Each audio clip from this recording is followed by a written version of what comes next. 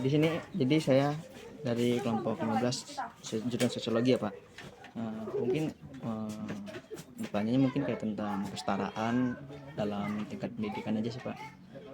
Sama beberapa hal tentang partisipasi masyarakat kayak musyawarahnya, gotong royong. Yang pertama ini kalau di sini nih masih ada nggak sih Pak yang masyarakat yang orang tuanya itu kayak berpikir anak perempuannya ini sekolahnya nggak usah tinggi-tinggi gitu, dalam misalkan cukup SMP aja atau SD, sedangkan kalau sekarang kan emang mungkin minimal rata-rata SMA ya paling tinggi sarjana. Di sini ada nggak sih Pak kok tingkat pola pikiran kayak gitu? Kalau pola Masih pikiran semacam itu udah nggak ada lagi lah sekarang. di sini. Yang udah pastinya kebanyakan, ini kebanyakan ya, Iya. kebanyakan kadang-kadang anaknya yang nggak mau sekolah, Oh itu kan ada, bukan kebanyakan iya. alasan nggak sekolah itu bukan faktor dari ekonomi orang tua, bukan. Karena kadang-kadang itu dari anak itu yaitu tadi badung, nah sering dikeluarin dari sekolah, pindah sana pindah sini, ya orang tua bosan juga lah, mungkin ya anaknya yang bersangkutan ini memang nggak mau sekolah gitu kan. Iya. Nah itu kalau untuk hal yang istilahnya ya udah cukup berhenti sampai sini, nggak ada, karena semiskin maafnya ngomong di sini ini nggak ada yang itu, justru mereka itu mengharap benar anak-anak ini pinter gitu.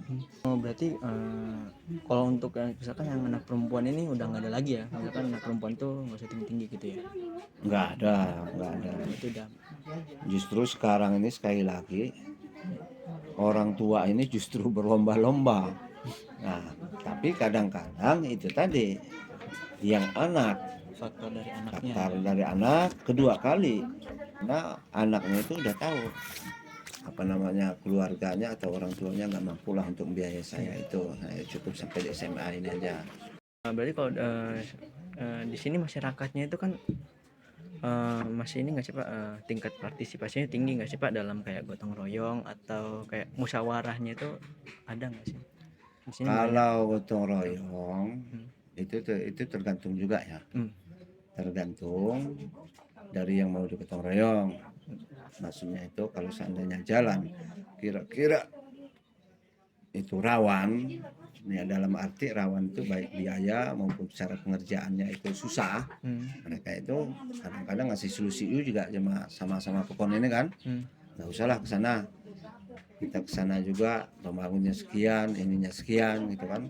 Kalau seandainya jalan usaha tani maupun jalan apa-apa ya insya Allah nggak ada permasalahan. Kalau gotong royong itu yang penting kita sebagai pamong istilahnya kepala pekon menggerakkan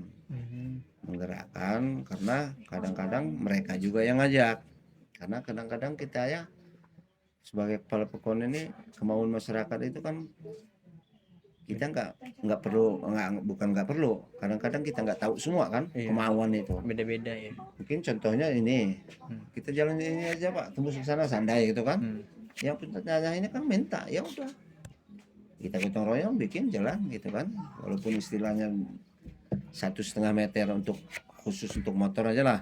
Nah itu kalau partisipasi dari masyarakat ya alhamdulillah bisa kita ini antisipasi, bisa kita ajak. Masyarakat ini diikutsertakan nggak sih Pak kayak dalam pengambilan keputusan gitu, kayak kayak misalkan pengen ngebangun apa, masyarakat tuh diikutsertakan nggak dalam pengambilan keputusan itu? Pasti, makanya BUMDes lagi, makanya musdes itu kan musyawarah desa. Iya. Dari musdus itu musyawarah dusun, karena kita ini ada blok 3 ya, mungkin blok 3 ini diperwakilkan pada dusun yang rekrut istilahnya itu, masyarakat itu kita kumpul mau apa kemauan masyarakat dari blok 1 ini, seandainya mau pembangunan ini itu kan, dari masyarakat blok 2 pembangunan ini, masyarakat blok 3 pembangunan ini. Nah jadi kita musdes nanti kan, musdes mana yang prioritas. Pembangunan yang berkelanjutan di desa ini ada nggak sih Pak? Dalam bentuk apa gitu Pak pembangunan? Banyak, jalan usaha tani itu tadi, jalan usaha tani, jalan apa namanya itu pekon, dalam arti jalan pekon itu contohnya kita di sini kan ada jalan yang di bawah itu, masuk sana kan tembus pekon yang lain gitu kan. Nah pekon yang lain itu masih kita garap-garap aja, kita ya berusaha lah, baik ke provinsi mau ke kabupaten mau ke istilahnya kalau ada dewan-dewan yang bisa nolong gitu kan. Kalau dari ADD itu tadi kita bertahap karena mungkin kalau seandainya ada 300 juta kita bagi 3 ya 100 kan kan. Iya. Ya ada seadanya 100 ini lah. Karena makanya kalau dilibatkan masyarakatnya udah pasti dilibatkan. Makanya itu tadi BHP, unsur BHP itu tadi. BHP kita apa namanya, kita juga undang karena yang mengundang musyawarah-musyawarah ini kan BHP. Nah, karena mereka itu ya yang iniin masyarakat. Nanti mereka itu yang apa namanya ngusul-ngusul dari blok 1, blok 2 itu ini dari unsur kesehatan juga bidang, dari Babin juga ada, dari Babinsa juga ada, dari pihak kecamatan juga ada waktu Musdes itu kan. Nah jadi bukan unsur masyarakat lokal ini aja, bukan, dari Puspika lah, Puspika di kecamatan itu hadir semua.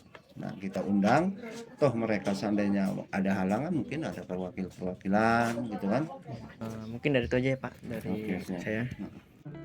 Jadi dari hasil penelitian kami di Desa Sukaraja kemarin, kelompok kami menemukan beberapa perbedaan antara Desa Sukaraja dan desa yang ada di dalam film Swades. Yang pertama, dari segi tingkat pendidikan di Desa Sukaraja jauh lebih baik dibandingkan dengan desa di film Swades. Lalu yang kedua, dari segi pemikiran orang tua di Desa Sukaraja tidak ada lagi yang melarang anak-anaknya untuk bersekolah. Akan tetapi justru dari anak-anak mereka yang kadang memilih untuk tidak melanjutkan pendidikan. Sementara di salah satu scene dalam film Swades, sebelum kedatangan Mohan ke desa tersebut, para orang tua melarang anaknya untuk bersekolah, apalagi anak perempuan mereka. Lalu yang terakhir, masalah kesetaraan gender. Di Desa Sukaraja tidak ada lagi para orang tua yang membedakan antara perempuan dan laki-laki. Sementara di desa dalam film Swades, kebanyakan orang tua masih membeda-bedakan anak laki-laki dan perempuan.